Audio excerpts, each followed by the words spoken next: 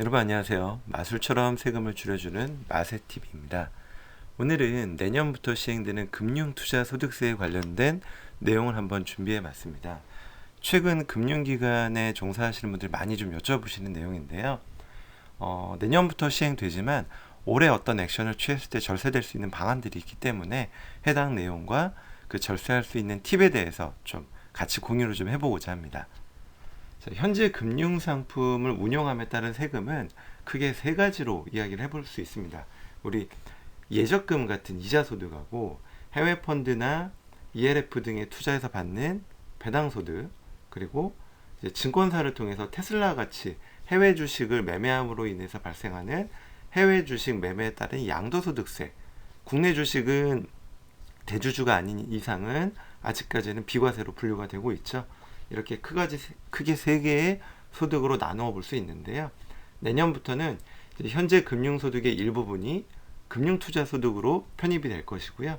비과세였던 국내 주식의 양도소득이 금융투자소득으로 과세가 될 예정입니다. 표에 보시는 것처럼 금융투자소득의 분류과세가 신설이 되었어요.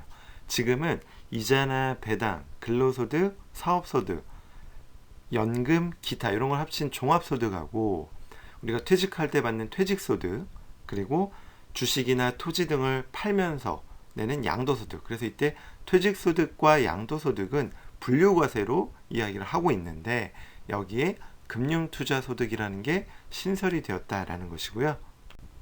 자, 표에 보시면 예적금이냐 주식이냐, 주식이라면 국내냐 해외냐, 펀드냐 ELF냐 신탁이냐에 따라서 이 이자소득 또는 배당소득 또는 비과세 이런 것들로 나눠져 있는데 이 부분이 내년부터 어떻게 되는지는 이 표를 보시면 됩니다. 같이 살짝 살펴보면 예적금은 현재도 이자소득이고요. 내년 이후에도 이자소득입니다. 그리고 주식 중에서 국내 주식에서 발생한 매매 차익은 현재 대주주만 양도소득세를 내고 소액주주는 비과세이지만 내년부터는 대주주, 소액주주 여부에 상관없이 국내 주식 매매 차익은 다 금융투자소득으로 부과가 되고요. 이 주식에서 발생한 배당금은 현재 또는 내년에도 동일하게 배당소득으로 과세가 됩니다. 그리고 해외 주식에서 발생한 매매 차익은 22% 양도소득세를 내게 되어 있죠. 이 부분이 내년부터는 금융투자소득으로 분류가 되고요. 해외 주식에서 발생한 배당은 배당소득으로서 지금 그리고 내년에도 동일한 배당소득으로 과세가 됩니다. 펀드 중에서도 이 국내 주식형 펀드에 대해서는 비과세가 적용이 되고 있죠. 해외 주식은 과세입니다. 어쨌든 비과세 또는 과세로 잡혔던 부분들에 대해서 이 금융투자소득으로 분류가 되고요. 펀드에서 발생한 배당금은 현재는 배당소득이지만 내년부터는 금융투자소득으로, 그리고 ELS나 ELF 등을 운영하면서 발생하는 배당소득은 금융투자소득으로 부과가 될 예정입니다. 그런데 이 표를 보면 우리가 알 수 있듯이 원본 손실 가능성이 없는 이런 소득은 금융투자소득이 도입됐다 하더라도 현재와 별반 차이가 안 난다. 즉 예적금에서 발생한 이자 배당, 저축성 보험, 채권의 이자 또는 법인의 배당금 등은 현재와 동일하게 이자 배당 소득으로 구분이 된다라는, 이자 배당 소득으로 과세가 된다라는 거고요. 그렇기 때문에 이 이자 배당 소득에 대해서는 2천만 원까지는 분리과세, 2천만 원 초과 부분에 대해서는 합산과세되는 금융소득 종합과세 제도가 그대로 유지가 된다라고 생각을 하시면 됩니다. 다음으로는 금융투자소득 과세 방법에 대해서 살펴보도록 하겠습니다. 자, 우리가 세금을 부과할 때 가장 중요한 게 이 과세 표준입니다. 과세 표준이 높냐 낮냐에 따라서 우리 종합소득세 같은 경우는 초과 누진 세율이기 때문에 그 높은 세율에 안 가게끔 과표를 낮춰야 되는 여러 가지 방법을 쓰고 있죠. 자, 금융투자소득의 과세 표준은 금융투자소득 금액에서 2월 결손금을 차감하고 여기에 기본공제까지 차감한 것을 과세 표준이라고 합니다. 먼저 금융투자소득이란 수익난 금액에서 손실난 금액을 차감한 소득을 말합니다. 지금은 A펀드, B펀드 운용할 때 A에서 손실이 나고 B에서 이익이 났다라면 손실난 건 손실난 걸로 끝나는 거고 이익난 거에 대해서는 다 과세를 하지만 금융투자소득세가 도입이 되면 이 여러 가지 투자 상품을 운용하면서 발생한 수익과 손실을 상기해서 최종적인 순수익에 대해서만 과세를 하게끔 조금은 합리적으로 변경이 되었습니다. 자, 여기서 차감해주는 2월 결손금은 이렇게 이야기를 합니다. 각 과세기간에 직전 5개 과세기간 중 발생한 결손금으로서 그 후 각 과세기간에 과세표준을 계산할 때 공제되지 않은 금액, 결국은 5년간 발생한 손실이 있다라면 그 부분에 대해서는 공제를 해주겠다라는 겁니다. 근데 이 부분을 설명드리다 보면 꼭 여쭤보는 게 있어요. 보시는 질문이 있습니다. 그러면 지금 손실난 펀드들을 내년에 팔면 이거 다 통산되는 거 아니냐? 라고 여쭤보시는데, 이 괄호에 있는 것처럼 금융투자 결손금은 어떻게 된다? 23년 1월 1일 이후 발생한 소득분부터, 결국은 이 23년 1월 1일 이후 발생한 소득분부터 통산한다 라고 생각하시면 됩니다. 그래서 지금 또는 과거에 발생한 손실까지 통산해 주지는 않는다, 이렇게 이해하시면 됩니다. 자, 세 번째로 2월 결손금을 차감한 이후에 기본공제를 해준다라고 했죠. 이 기본공제도 두 가지로 나뉩니다. 국내 상장 주식 등에서 발생한 소득금액, 즉 주권 상장 법인을 장내에서 양도한다거나 중견 중소기업 비상장 주식을 KOTC 거래로 양도한다거나 공모 국내 주식형 적격 집합 투자기구에서 발생한 소득금액에서는 5천만 원까지 공제를 해주고요. 그 외 금융투자소득, 해외 주식에서 발생했다거나 비상장 주식, 채권 파생 상품 등을 운영하면서 발생한 소득에 대해서는 250만 원까지 공제를 각각 해준다, 이렇게 생각하시면 됩니다. 자, 이 표 보시면, 왼쪽에 있는 표를 보시면 현재 주식 양도소득세에 대한 세율입니다. 엄청 복잡하죠. 뭐 이게 대주주냐 아니냐, 뭐 펀드 환매에 따른 거냐, 파생 상품에 따라서 뭐 10%, 20%, 30%, 25%, 14% 막 다 쪼개져 있죠. 이 부분을 상당히 심플하게 바꿔놨습니다. 과세표준 3억이 넘지 않으면 지방소득세 포함 22%, 과표가 3억을 초과하면 27.5%, 이렇게 세금을 부과한다 생각하시면 됩니다. 그러다 보니 한 가지 이슈가 생깁니다. 현재는 국내 주식 양도에 따른 양도소득세는 대주주가 아니라면 비과세가 되고 있죠. 그런데 이 부분이 내년부터는 과세가 됩니다.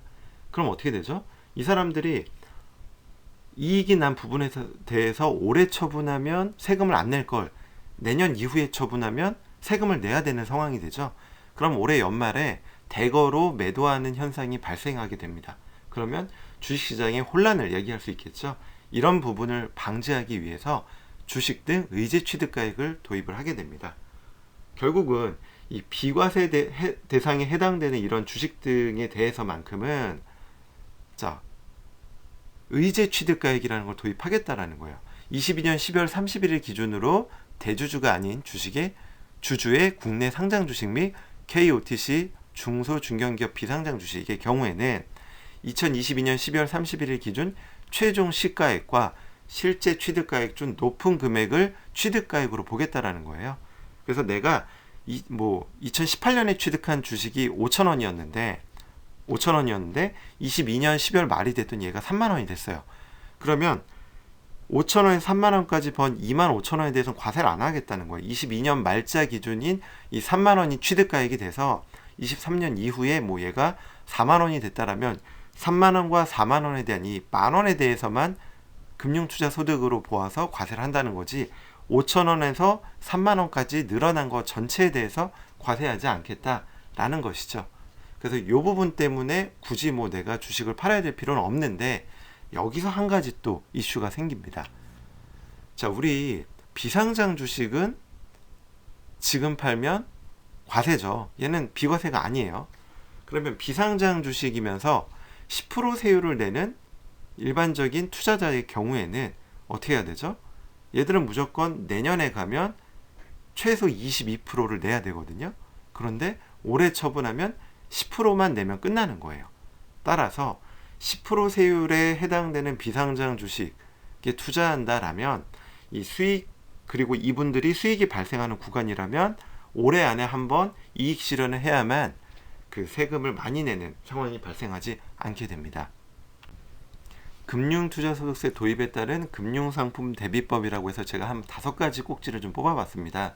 자, 국내 주식에 투자하는 소액 투자자의 경우, 해외 주식 투자자, 또 펀드나 신탁, ELF 등 금융상품에 투자하는 분들, ISA를 활용하면 절세가 가능한 거, 그리고 배우자 이월과세를 활용한 절세법, 이렇게 5가지 꼭지를 한번 잡아봤는데요. 하나씩 좀 살펴보면, 자, 먼저 국내 주식에 투자하는 소액 투자자 같은 경우에는 현재는 어떻게 되어 있죠? 비과세죠. 비과세지만 내년부터는 금융투자소득세 도입에 따라 과세가 됩니다. 하지만 5천만 원까지는 공제를 해주기 때문에 내가 여기서 발생한 소득이 5천만 원이 넘지 않으면 현행하고 별반 차이가 없어요. 하지만 5천만 원이 넘으면 과세가 되기 때문에 이런 부분에 발생할 경우에는 분산을 시킬 필요가 있겠죠. 우리는 인별과세를 적용하고 있으니까. 두 번째, 해외 주식에 투자하는 경우입니다. 테슬라 지금 주가가 좀 많이 빠지긴 했지만 대표적인 테슬라 같은 주식에 투자해서 이익을 본다. 그럼 현재도 250만 원 공제하고 20% 단일세율로 적용하고 분류과세로 끝납니다. 하지만 금융투자소득이 도입된다라고 해서 크게 바뀌진 않아요. 다만 여기서 발생한 이익이 3억이 넘으면 불리해지겠죠. 왜? 지금까지는 소득에 상관없이 해외 주식에 대해서는 22% 지방소득세 포함해서 분류과세로 끝났는데 내년부터는 금융투자소득의 도입에 따라서 3억 이하는 20%, 3억 초과는 25%, 그래서 3억이 넘는 매매 차익이 발생하면 25% 세율이 적용되기 때문에 현재보다 불리해질 수 있다. 세 번째, 자, 펀드나 ELF 신탁 등에 투자하는 경우입니다. 현재 국내 주식형 펀드를 제외한 모든 펀드는 뭐로 과세하죠? 배당소득으로 과세합니다. 그래서 14%로 원천징수를 하고요. 이 금융소득, 이 배당소득이 2천만 원을 초과하면 다른 소득과 합산해서 45% 세율을 적용받게 되어 있습니다. 하지만 내년부터는 어떻게 되죠? 250만 원을 공제하고 이 초과하는 부분에 대해서 3억 이하는 20%, 3억 초과는 25%로 과세를 합니다. 자, 세율이 14%보다 올라갔어요. 22%로. 하지만 250만 원 공제가 있기 때문에 매년 833만 원을 초과하지 않으면 오히려 금융투자소득세가 도입된 게 유리해질 수 있다.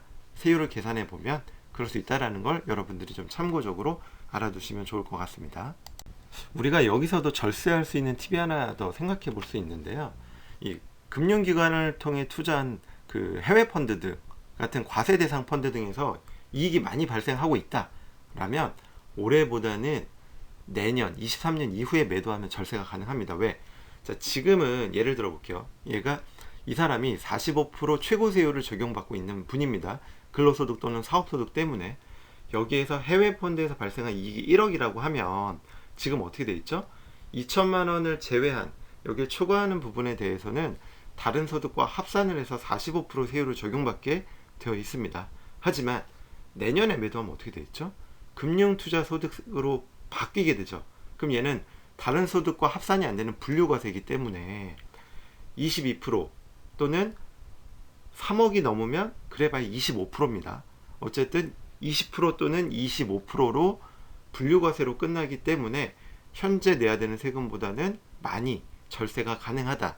이렇게 이해를 하시면 될 것 같습니다. 네 번째로 ISA를 활용하면 절세가 가능합니다. 사실 이게 과거에는 좀 많이 활용이 안 됐지만 이제는 적극적으로 좀 활용을 해야 됩니다. 자, 일단 ISA가 뭔지 한번 살펴보면 일단은 이제 가입 대상이 많이 바뀌었어요. 예전보다. 그래서 만 19세 이상이면 소득과 상관없이 다 가입이 가능하고요. 돈을 번다라고 하면 15세 이상부터 가입이 가능합니다. 다만 직전 3개년 금융소득 종합과세 대상자는 가입할 수가 없습니다. 그리고 이 ISA에 담을 수 있는 거는 기존의 상품들 플러스 상장 주식도 담을 수 있다. 주식도 담을 수 있다라는 거고 계약 기간은 최소 3년 이상이고요. 중도 인출을 하더라도 내가 납입원금 이내 인출할 때는 추징되는 부분이 없다.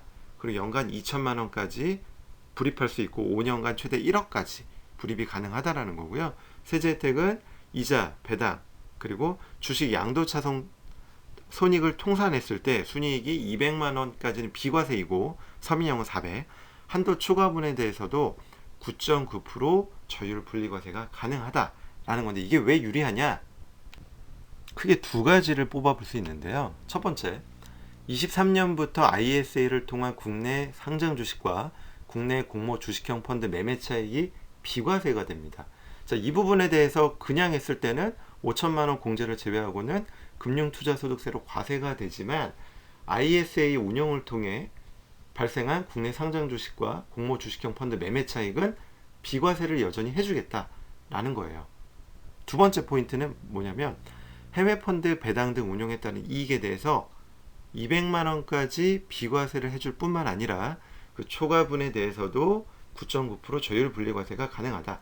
그러니까 일반 주식의 배당 소득은 15.4%로 배당 소득세를 부과하죠. 그리고 현재는 2천만 원이 초과하면 최고 45%의 종합소득세를 내야 되지만 이 ISA 안에서 운용하면서 발생하는 배당 소득에 대해서는 200만 원까지 비과세가 가능하고 그 초과분에 대해서도 9.9% 분리과세가 가능하다라는 거예요.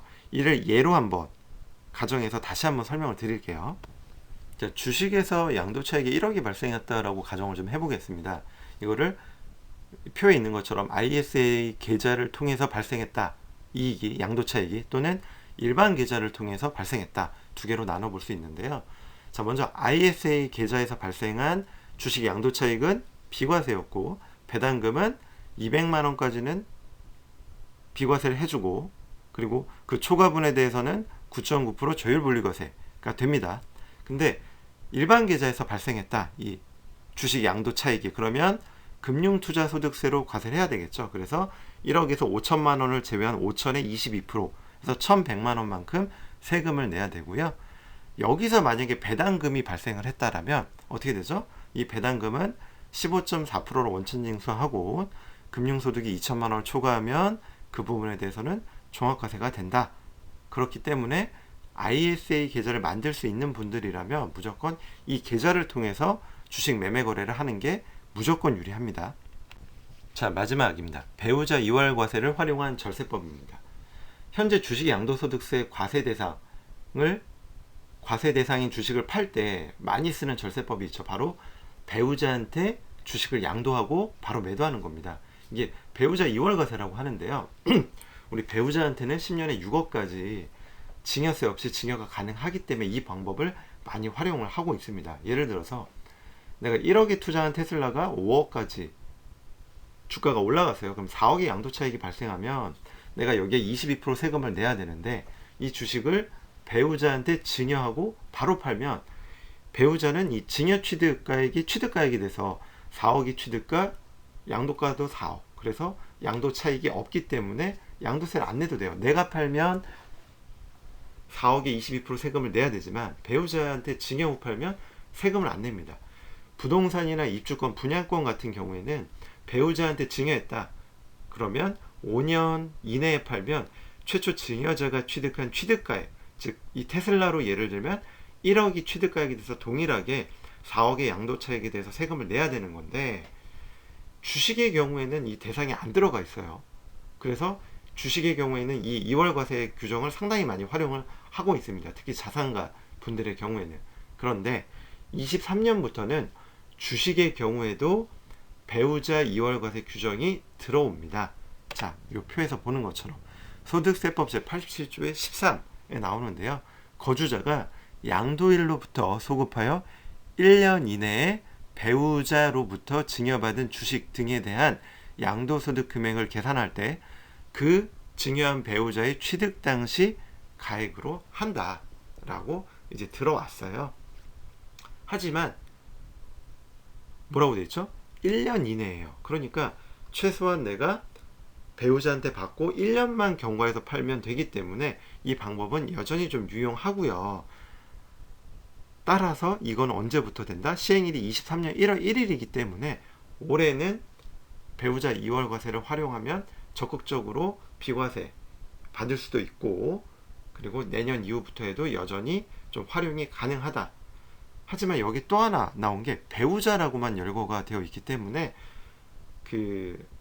내 직계 비속, 그러니까 자식들을 활용하는 건 여전히 가능합니다.